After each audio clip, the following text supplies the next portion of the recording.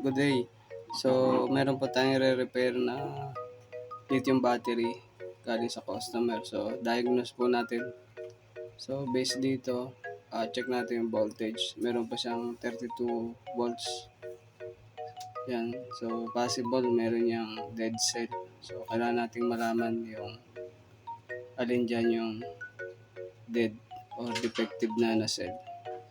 So, tatanggalin muna natin yung cover. So, ingat lang tayo, baka makat natin yung mga wire dyan. So, energize pa rin yung ibang cell na nandyan. So, possible pa rin mag-cause ng fire once na mag-short circuit. So, make sure na safe yung pagkaka-cut natin. Yung hindi tatamaan yung BMS or yung mga wirings. Ayan. So, kailangan lang naman natin i-open yan at para makita natin yung BMS para doon natin i-check yung mga voltage. Yung BMS kasi direct connected sa mga cells na nandyan kahit di natin baklasin yung pinakang buong cell niyan para lang ma-diagnose natin kung aling cell yung defective dyan. Para ma-calculate natin kung magkano yung magiging cost sa materials na papalitan nating battery na ipapalit natin. So, yan. Tatanggalin lang muna natin tong shrink tube na cover. Once na matanggal na yan, sa may front side niyan, andyan na yung BMS. Makikita na natin yung pinakang wirings.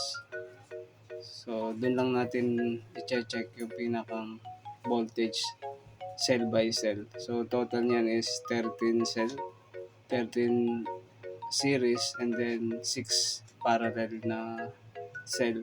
So, total amperage is 15 Ah. 48 volts, 15 Ah. Ayan. So, natanggal na natin. Dito na tayo sa may front side para makita natin yung BMS. So, laging nandyan yan sa mga lapit sa mga wiring kasi andyan yung pinakang connection ng mga wiring sa BMS. Diyan lang natin lagi i-check yan sa my front side. Ayan. Pero diyan nga yung pinakamaraming wirings na nakakonect. Kaya kailangan maging careful tayo sa pag-disassemble niyan. Ayan. Need natin kailangan lakasan yung pressure ng pagkakat dyan. Kasi kailangan naman nating matanggal lang yung tape na yan. Ayan. So, ayan na. Ayan na yung BMS niya.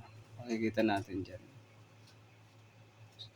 So, tatanggalin lang natin yung tape na yan para makita natin yung pinakang connectors. So, sa connectors niyan, yung pin, yung unang pin is laging ground, yung black. So, yun lagi yung ground. So, yung the rest niyan is yun na yung susunod ng mga test point hanggang 13 cell. Okay? So, ayan. Bukas na natin. Pwede nating itatanggalin natin yung glue na kumakapit dyan sa pinakang connector. Bukod kasi sa pagkaka-insert, nilalagyan pa nila ng glue para secure na hindi maglulus yung wiring connection ng BMS.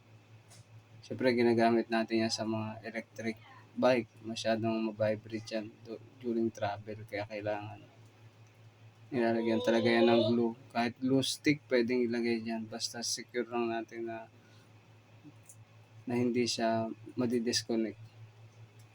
So, ayan na. Natanggalan natin.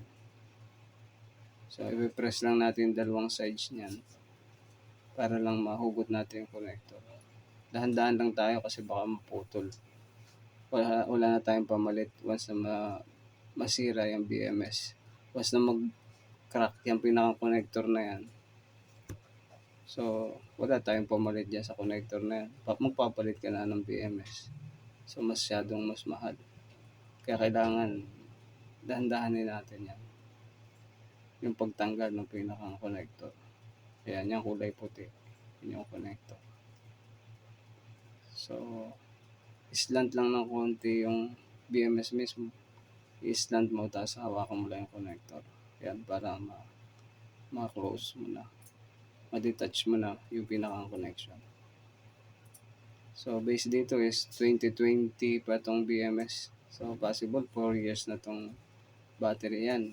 Cell number 1, test natin voltage. So, ayun, 3.6. Okay. Cell number 2, ayun, 0 volts. Defective na yan. Kailangan ng palitan. So, cell number 3, yun, 3.5. Cell number 4, 3.6. Cell number 5, 3.5.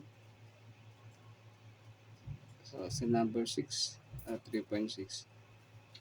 So, hanggang sa masukat natin lahat yung cell number 13. Once na lahat yan is may 3.6 o 3.5 volts, ibig sabihin good yun. Except na sa cell number 2, yun yung kailangan nating i-replace. Total of 6 pieces na cell. Dapat as long as same rating din ng battery na ginagamit dyan. So, ayan. Yan po. Cell number 2, defective cell. So, need nating palitan yan ng new cell. And then, i-balance natin yung ibang cell. So, salamat po. That's all po.